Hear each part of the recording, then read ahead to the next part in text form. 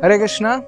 तो आज के विजयादशमी के उपलक्ष्य में आप सबको और आपके सभी कुटुंबियों को हार्दिक शुभेच्छाएं, शुभकामनाएं। तो आज हम विजयादशमी का महत्व हम सुनने का प्रयास करेंगे। तो ऐसा कहा जाता है कि जो सत्ययुग था उसमें जो सुर प्रवृत्ति के, देवता प्रवृत्ति के जो लोग थे और असुर प्रवृत्ति के जो लोग थे वो अलग अलग ग्रहों पे विराजमान थे। लेकिन त्रेता युग में वो और करीब आ गए और नजदीक आ गए, एक ही ग्रह में दोनों पाए गए। और द्वापर युग में और भी करीब आ गए, एक ही कुटुंब में सुर और असुर दोनों प्रकार के लोग पाए गए। सुर यानी कि भगवान के भक्त, असुर यानी भगवान के विरोध में जो है वो। तो जैसे हम देखते कौरव और पांडव दोनों एक ही कुटुंब के थे, लेकिन पांडव तो भगवान के भक्त थे और कौरव तो दुष्ट प्रवृत्ति के थे। एक ही कुटुंब में दोनों थे।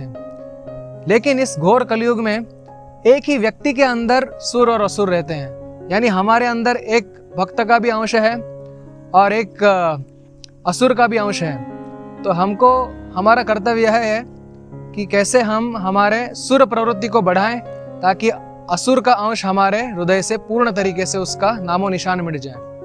तो इसीलिए भगवान स्वयं हर युग में अवतार लेते हैं।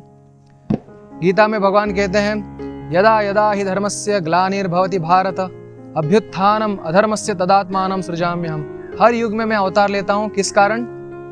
परित्राणाय साधूनाम, भक्तों की, सज्जनों की रक्षा करने के लिए, विनाशाय दुष्कृताम, और दुष्ट जनों का संहार करने के लिए, धर्म संस्थापनार्थाय, कि भगवान के प्रति जो भक्ति है वही हर जीव का जैव धर्म है, उसको स्थापन करने के लिए भगवान हर युग में अवतार लेते हैं।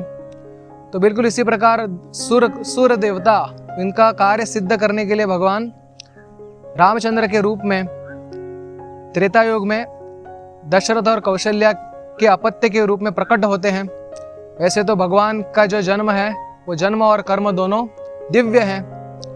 जैसे कोई सूर्य उगता है, पूर्व से उदित होता है, इसका अर्थ ऐसे नहीं कि उससे पहले वो अस्तित्व में नहीं था।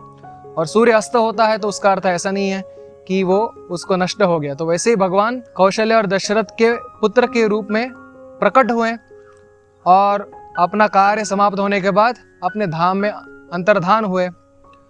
तो ऐसे भगवान राम, ये उनकी लीला है कि वनवास में वो चले गए, क्योंकि निमित्त वनवास का करके उन्होंने अनेक असुरों का नाश कर दिया। परित्राणाय साधूनाम, साधुओं का रक्षण किया। और अंत में जो सबसे बलाढ्य असुर था रावण, उसका नाश करना बाकी था। तो रावण ने जब सीता देवी का अपहरण किया पंचवटी से, उसके पश्चात भगवान राम जी ने सारे वानरों की सेना इकट्ठा करके लंका की ओर चल दिए और रामेश्वर से लंका तक सेतु बनाया। और हनुमान जी और सुग्रीव जैसे महाबलाढ्य जो वीर थे, उनकी मदद से श्री राम जी और लक्ष्मण, उन्होंने लंका के ऊपर सवारी की। और उसके पश्चात आक्रमण करने के पश्चात सारे वानर सेना ने असुर सेनाओं को मार दिया। और उसके पश्चात रावण स्वयं युद्ध के लिए राम जी के सामने खड़ा हो गया। तो भगवान राम जी रावण को बोले, रे रावण, तुम तो एक राक्षसों की विष्ठा के समान हो और तुम उस कुत्ते के समान हो जो घर का स्वामी घर पे जब नहीं रहता तो उसी के खाद्य पदार्थों को चुराता है। बिल्कुल उसी प्रकार तुमने जब मैं नहीं था तभी मेरे पत्नी को छल से तुमने अपहरण किया है, तो इसलिए तुम एक कुत्ते के समान हो और आज मैं तुमको यमराज की तरह दंड दूंगा। तो इस प्रकार रावण को ललकार के भगवान राम जो है वो अपने आदित्य हृदय बाण से रावण के हृदय को छेद करते हैं। और उसके पश्चात रावण जो है 10 मुखों से रुधिर को वमन करके भूमि के धराशायी हो जाता है, मृत होकर गिर जाता है। तो यही दिन है आज ये विजयादशमी का, जिस दिन भगवान रामचंद्र जी ने लंका के ऊपर विजय प्राप्त किया, रावण के ऊपर विजय प्राप्त किया। तो ये भगवान की जब हम लीलाएं सुनते हैं, हमारे हृदय का जो भी असुर है उसका भी नाश उससे हो जाता है।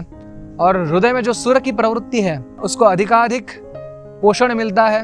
भगवान श्री चैतन्य महाप्रभु ये भी अपने जगन्नाथपुरी में जब भी रहे थे, तो इसी दिन, आज विजयादशमी के दिन, ये पूरे भगवान रामचंद्र की जो विजयादशमी की लीला है उसी का नाट्यकरण किए।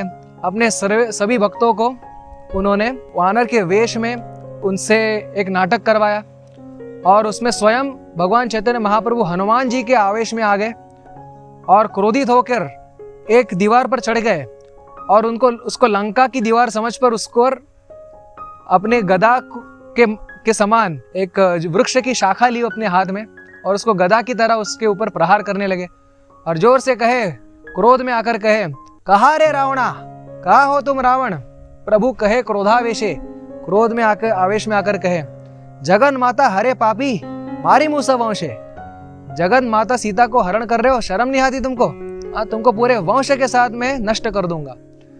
तो इस प्रकार महाप्रभु का हनुमान जी का आवेश देखकर सब भक्त अत्यंत चमत्कार उनके हृदय में प्राप्त हुआ। तो यही भगवान श्री चैतन्य महाप्रभु, ये भगवान राम ने जिस तरीके से रावण को मारा विजयादशमी यानी आज के दिन, ऐसे श्री चैतन्य महाप्रभु हमको कहते हैं कि हरे कृष्ण महामंत्र का जब भी हम करते हैं वो एक आदित्य हृदय बाण के समान है।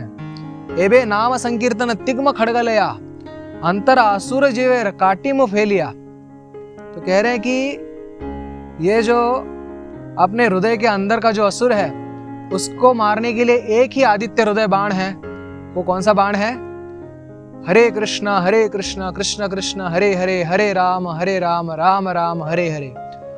तो इस प्रकार से ये विजयादशमी के दिन हम इस बात को समझ सकते हैं कि कैसे अगर हमको अंदर की असुर प्रवृत्ति को नष्ट करना है तो ये जो भगवान रामचंद्र का जैसा वो बाण है बिल्कुल उसी प्रकार ये हरे कृष्ण महामंत्र है। तो उसके पश्चात जैसे ही रावण का वध हो गया, उसकी पत्नियां विलाप करने लगी, शोक करने लगी। उसकी जो पतिव्रता स्त्री थी मंदोदरी रावण की, वो आकर अपने पति के मृत देह के को आलिंगन करके कहने लगी कि हे स्वामी, ये आज आपको क्या हो गया? आज आप तो धराशायी हो गए। मैं इन्हें इतने बार आपको समझाया, आपने सीता देवी की पतिव्रता शक्ति को नहीं जाना, इसकी वजह से आज ये दिन आपको देखना पड़ा। ये भी दूसरी एक सीख हमको यहाँ से मिलती है कि एक पतिव्रता स्त्री का अपमान करने से कैसे संपूर्ण जो विविध प्रकार के जो पाप हैं वो प्रवेश करते हैं और उसका प्रायश्चित्त करना पड़ता है, क्योंकि एक पतिव्रता स्त्री को सभी प्रकार की यौगिक सिद्धियां प्राप्त हो जाती हैं केवल अपनी पति की सेवा अच्छी तरीके से करके। तो इस प्रकार से भगवान रामचंद्र जब भी रावण का वध करते हैं तो मंदोदरी ऐसा रावण के सामने विलाप करती है कि क्यों आपने भगवान राम को नहीं पहचाना, क्यों आपने उनके पत्नी का अपहरण किया, इसलिए आपको ऐसा आज दिन देखना पड़ा। तो अपने शास्त्रों में, वैदिक सभ्यता में कहते हैं कि मातृवत परदारेषु, हर व्यक्ति ने कैसे रहना चाहिए? तो कह रहे हैं कि मातृवत परदारेषु, हर अपनी पत्नी को छोड़ के बाकी सब स्त्रियों की तरफ माता के रूप में देखना चाहिए। परद्रव्येषु लोष्ट्रवत, दूसरे के द्रव्य को लोष्ट्र की तरह यानी पत्थर की तरह देखना चाहिए, उसके ऊपर लोभ की दृष्टि नहीं डालनी चाहिए। आत्मवत सर्वभूतेषु, इसका अर्थ है कि हम अपने बारे में जैसा सोचते हैं वैसे ही बाकी लोगों के बारे में सोचना चाहिए। यह पश्यति स पंडितः, वही सच में वो पंडित है। वो केवल विश्वविद्यालय में जाके अनेक दीक्षा प्राप्त करके कोई पंडित नहीं बनता, ये 3 चीज करके कोई पंडित बन सकता है। तो इस प्रकार हम देख रहे हैं 2 सीखें हमने पाली इसमें, कि पहली सीख है कि जो अंदर का असुर है उसको मारने के लिए हरे कृष्ण महामंत्र का जप करना पड़ेगा। दूसरी है कि पतिव्रता स्त्री को, हर स्त्री को माता के समान हमको देखना पड़ेगा। और तीसरा, जब भी रावण का देहांत हो जाता है तो राम जी विभीषण को कहते हैं कि विभीषण अभी आप इनका अंतिम संस्कार करो। इससे यह पता चलता है कि राम जी परम सत्य है, वो अगर किसी को मारते भी हैं तो उसका उद्धार हो जाता है। तो इस तरीके से हम आज भगवान राम जी को प्रार्थना करते हैं कि हम भी हमारे जीवन में सत प्रवृत्ति, धर्म का पालन करें और भगवान की भक्ति करें, और जो भी असुर प्रवृत्ति अनर्थ हैं, काम क्रोध लोभ रूपी जो अनर्थ हैं, उसको हम नष्ट करने का प्रयास करें। और इसलिए भगवान रामचंद्र को हम ये प्रार्थना करते हैं और इस विजयादशमी को हम भगवान रामचंद्र की लीलाओं का स्मरण करने का प्रयास करेंगे। धन्यवाद। हरे कृष्ण।